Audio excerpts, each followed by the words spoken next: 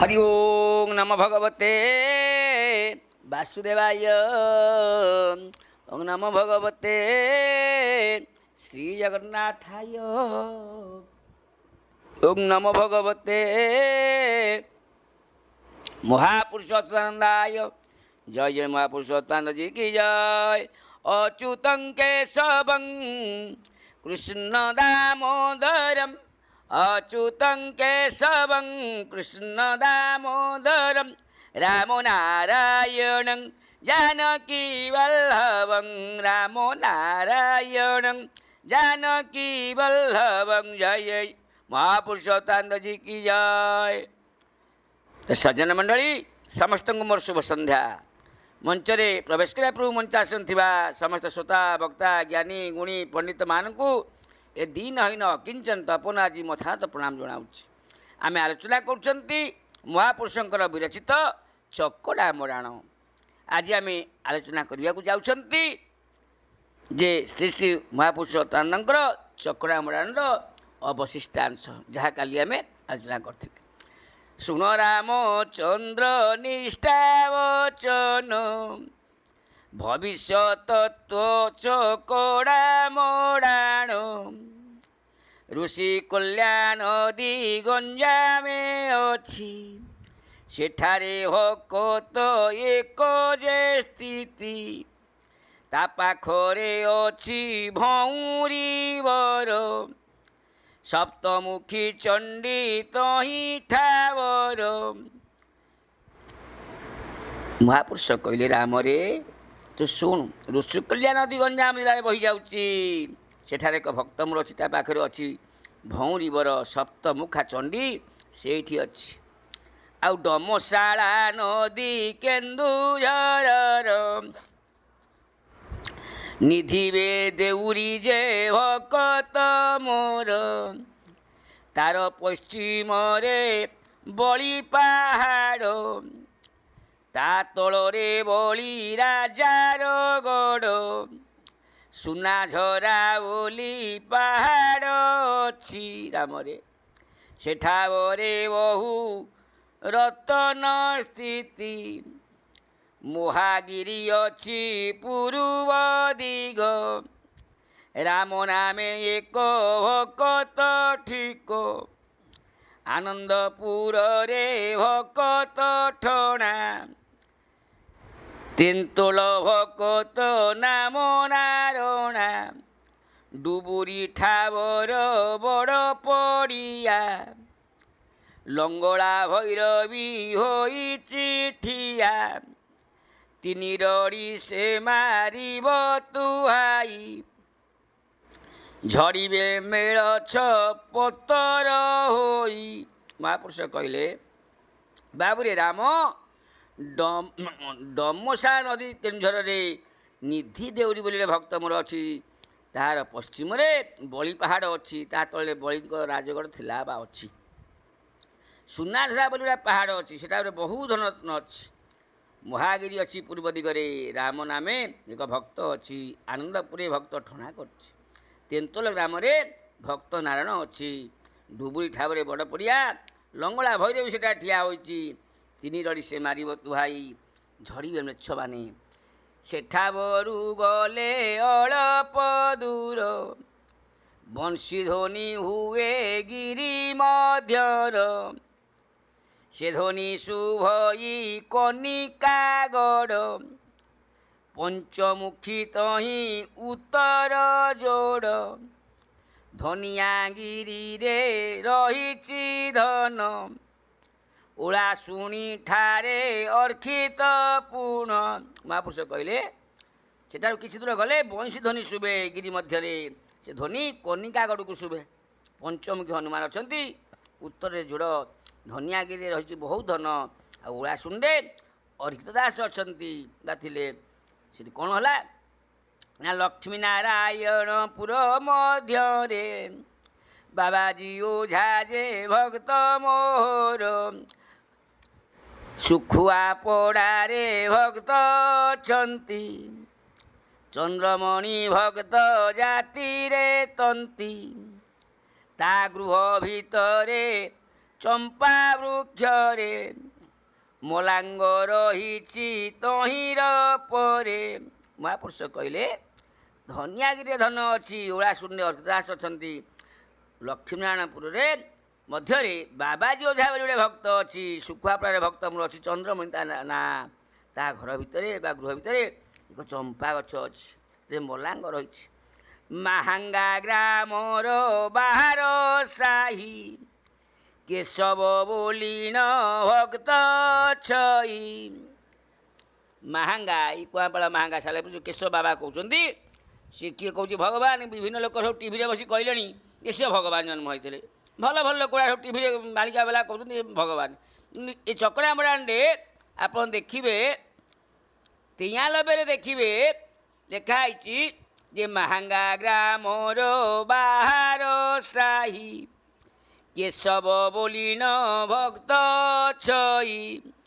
ଅନ୍ତକୋଷୀ ଅଟେ ତାର ଶରୀର, ମଠ ବାନ୍ଧି ଅଛି ଶ୍ମଶାନ ପର। ଦାମ୍ଭିକ ଗର୍ବିତା ଅଟେ କପଟି, ଅହଙ୍ଗୁଣ ଧରି ଖେଳ ଖେଳୁଛି।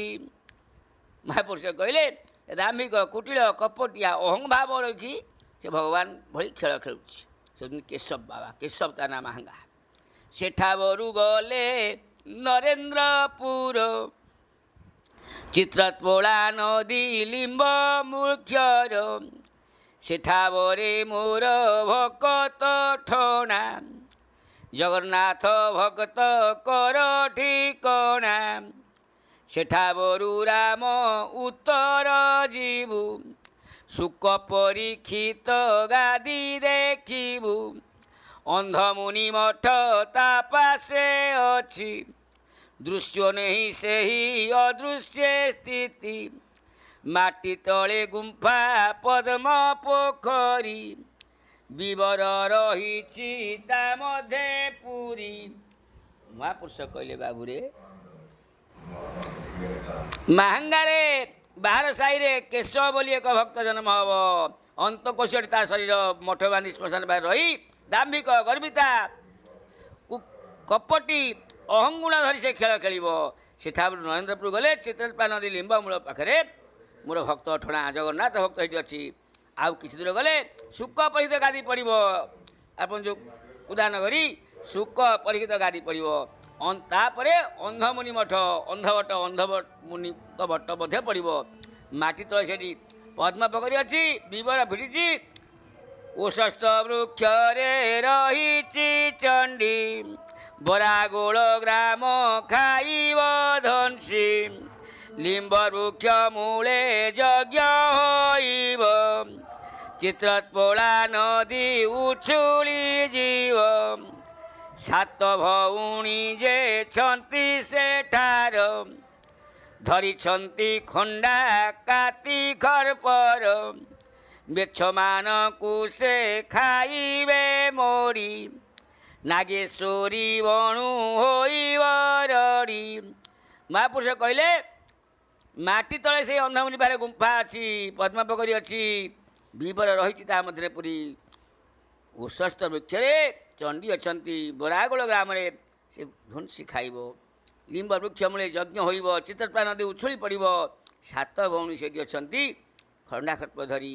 ମେଛମାନଙ୍କୁ ସେ ଖାଇବେ ମୋଡ଼ି, ନାଗେଶ୍ୱରୀ ବଣୁ ହୋଇବ ରଡ଼ି। ରଡ଼ି ଘାତେ ଅଚାନକେ ମରିବେ, ଭକ୍ତମାନେ ମୋର ଛାନିଆ ହେବେ। ଡାହାଣୀ ପଡ଼ିଆ ଲେଣ୍ଡୁରା ଗ୍ରାମ, ଈଶାନ୍ୟଶ୍ୱର ଯେ ଜଗିଛି ଧାମ। ପ୍ରଣବ ଯଜ୍ଞ ଯେ ସେଠାରେ ହେବ, ଦିନ ଚ୍ୟୁତିର ନେମାଳ ଭାବ। ମହାପୁରୁଷ କହିଲେ ଯେ ସାତ ଭଉଣୀ ସେଠି ଅଛନ୍ତି, ଲିମ୍ବ ଗଛ ମୂଳ ପାଖରେ ଯଜ୍ଞ ହେବ, ଚିତ୍ରତ୍ପୋଳା ନଦୀରେ ଜଳ ଉଛୁଳିବ। ସାତ ଭଉଣୀ ସେଠାରେ ଅଛନ୍ତି ଖଣ୍ଡା ଖର୍ପ ଧରିକିରି। ମେଛମାନଙ୍କୁ ସେ ମୋଡ଼ି ଖାଇବେ। ନାଗେଶ୍ୱର ବଣରୁ ଏକ ରଡ଼ି ଆସିବ ଯେ ସେ ରଡ଼ି ହାତରେ ଅନେକ ମରିବେ। ସେ ରଡ଼ି ଶୁଣି ଭକ୍ତମାନେ ମୋ ଛାନିଆ ହେଇଯିବେ। ଡାହାଣୀ ପଡ଼ିଆ ଲେଣ୍ଡୁରା ଗ୍ରାମରେ ଈଶାନେଶ୍ୱର ଜଗିଛନ୍ତି, ପ୍ରଣବ ଯଜ୍ଞ ସେଇଠାରେ ହେବ।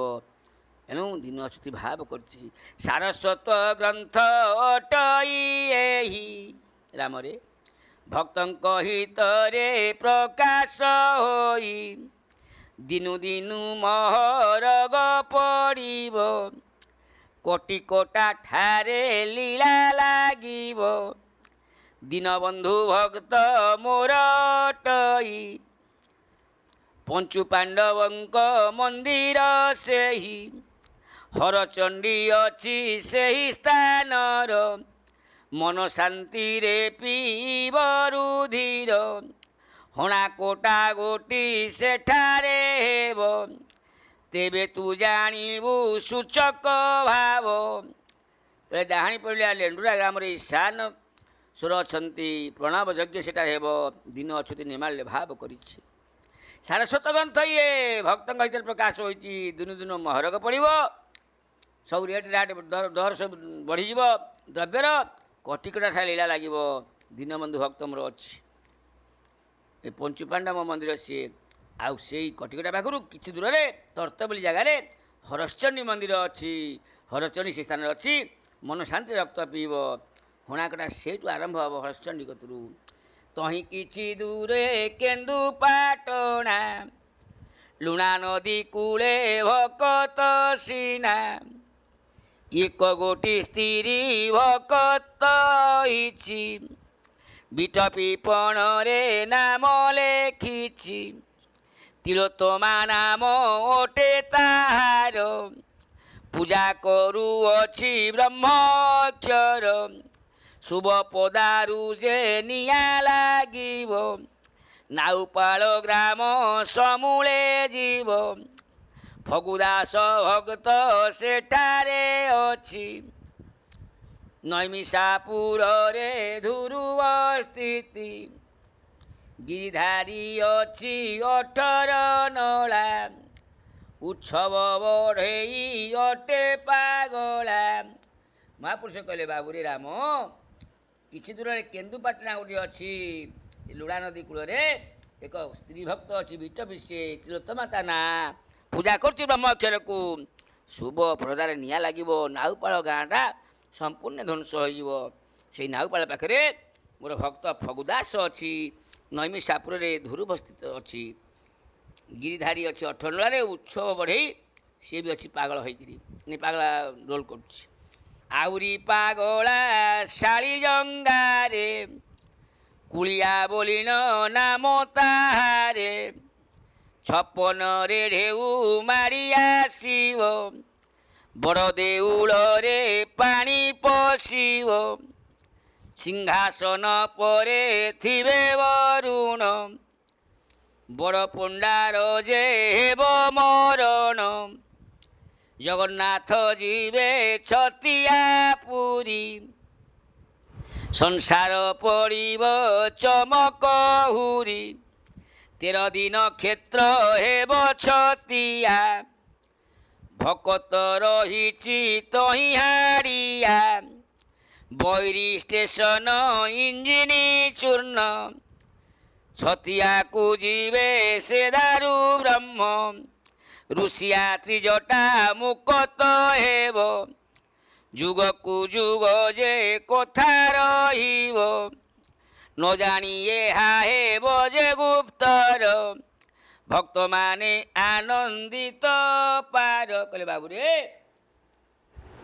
ଫଗୁଦାସ ଭକ୍ତ ଅଛି ନୈମିଷାପୁରରେ ଧ୍ରୁବ ସ୍ଥିତି ଗିରିଧାରୀ ଅଛି 18 ନଳା ପାଖରେ ଉତ୍ସବ ବଢ଼େଇ ଅଛି ପାଗଳା ହୋଇ ଆହୁରି ପାଗଳା ଶାଳି ଜଙ୍ଗାରେ କୁଳିଆ ବୋଲିନ ନାମ ତାର ଅଛି 56ରେ ଢେଉ ମାରି ଆସିବ ବଡ଼ ଦେଉଳରେ ପାଣି ପଶିବ ସିଂହାସନ ଉପରେ ଥିବେ ବରୁଣ ବଡ଼ ପଣ୍ଡା ସେଇଦିନ ବରୁଣ ହେବ ଜଗନ୍ନାଥ ଯିବେ ଛତିଆ ପୁରୀ ସଂସାରରେ ହୁରି ପଡ଼ିଯିବ 13 ଦିନ କ୍ଷେତ୍ର ହେବ ଛତିଆ ଭକ୍ତ ହାରିଆ ସେଠି ଅଛି ବୈରୀ ଷ୍ଟେସନରେ ଇଞ୍ଜିନ ଚୂର୍ଣ୍ଣ ହେବ ଛତିଆକୁ ଯିବେ ଦାରୁ ବ୍ରହ୍ମ ଋଷିଆର ତ୍ରିଜଟା ମୁକ୍ତ ହେବ ଯୁଗକୁ ଯୁଗ କଥା ରହିବ ଭକ୍ତମାନେ ଏ ଗୁପ୍ତରେ ହେବ କେହି ଜାଣିପାରିବେନି ଆଉ ଜାଣିଲା ପରେ ସେମାନେ ଖୁସି ହେବେ ଏବେ ତ ସମୟ ହେଇଗଲାଣି ପୁଣି ଅନ୍ୟ କ୍ଲିପ୍ ଆମେ ଦେଖିବା ହରି ଓಂ ସର୍ବେ ଭବନ୍ତୁ ସୁଖିନଃ ସର୍ବେ ସନ୍ତୁ ନିରାମୟ ସର୍ବେ ଭଦ୍ରାଣୀ ପଶ୍ୟନ୍ତୁ ମମ କୈତୁକ ଭବେତ୍ ହରି ଓಂ ଶାନ୍ତି ଶାନ୍ତି ଶାନ୍ତି